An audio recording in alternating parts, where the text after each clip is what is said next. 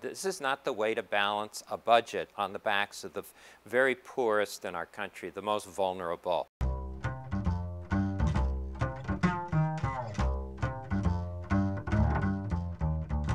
This is Faith Complex, a conversation about religion, politics, and art. Hi, I'm Katelyn McNelis, and you're watching Faith Complex. I'm joined today by Father Thomas Reese, the director of the Religion and Public Policy program at the Woodstock Theological Center here at Georgetown University. Father Reese, welcome to Faith Complex. Nice to be here. So, Father Reese, it seems that in today's society, the Obama administration and the United States Conference of Catholic Bishops are a dysfunctional couple sitting on opposite sides of a therapist's couch at an impasse. They're just not understanding each other. What went wrong in their relationship? It's interesting. They have a number of things in common. For example, the bishops and the Obama administration would like to reform immigration, have a comprehensive plan. Both of them don't want to see the budget cut in a way that hurts the poor, like cutting food stamps. On the other hand, there's issues that the bishops feel very strongly about: abortion, gay marriage, religious liberty issues. And on these, they can get in conflict with the Obama administration. So what then is the Obama administration either not hearing or understanding about the bishop's position? The bishops are very concerned about a number of things.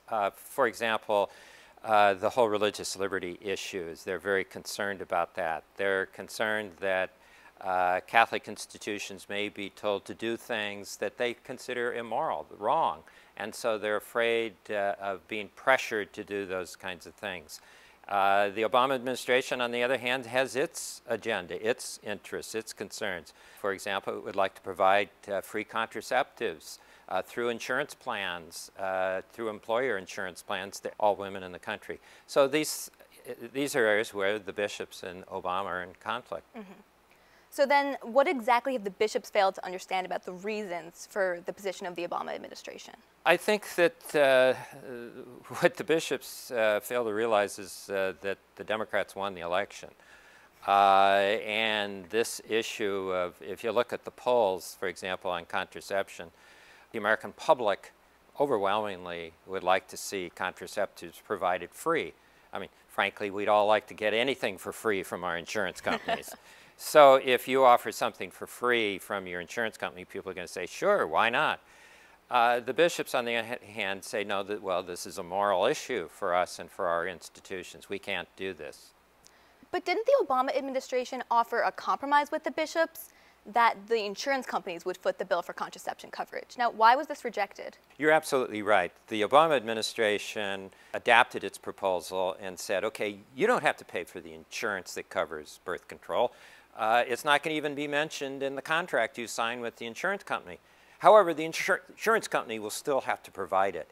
And the argument of the Obama administration was, hey, it's in the self-interest, economic self-interest of the insurance company to provide this, because it's a lot cheaper to provide contraceptives than it is to pay for a live birth, especially one where there are problems that make it difficult to birth.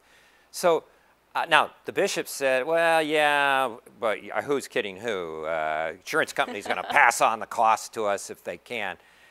But even more importantly was a number of these institutions are self-insured, which means they are the insurance company. They can't, they can't pass on this cost to anybody else.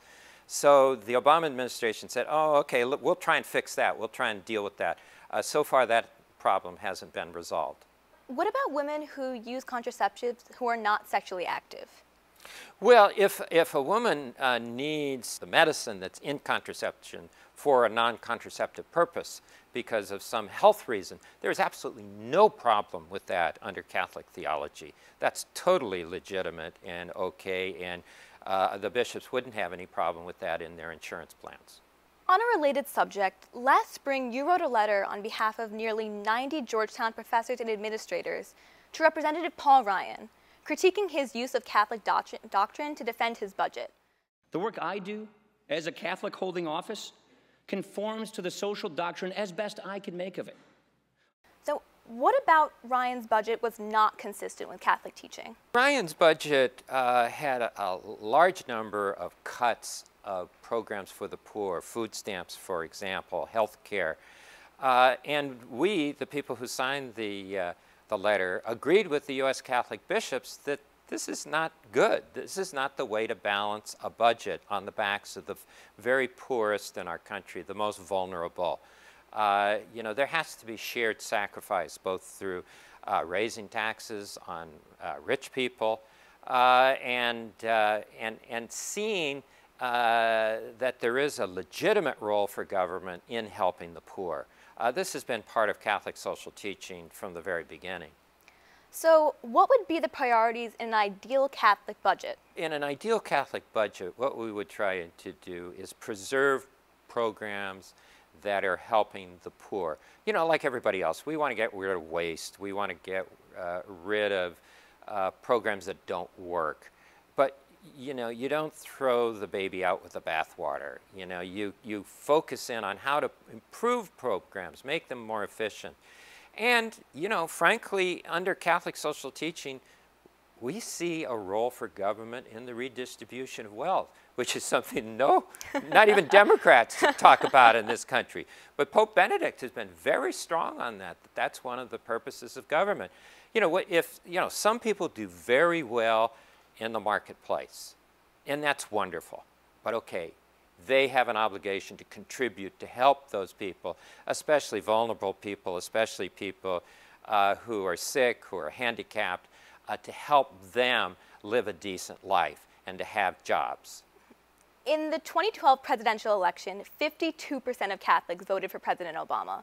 What message do you think this is sending to the bishops? It's certainly sending the message that the Catholic public is not going to follow directions from the bishops on how to vote. So Catholics clearly had other concerns that they voted on and based their vote on than the concerns of the American bishops. And I think that what this tells us is that Catholic bishops and the people in the pews and the laity need to have a conversation about this in which both sides listen. The bishops have to listen to the people, and I think the people need to listen to the bishops and have a conversation about this. Why did they vote this way? And why are the bishops upset? Let's have a conversation and see where we go in the future. Father Reese, thank you so much for joining us today. You're welcome.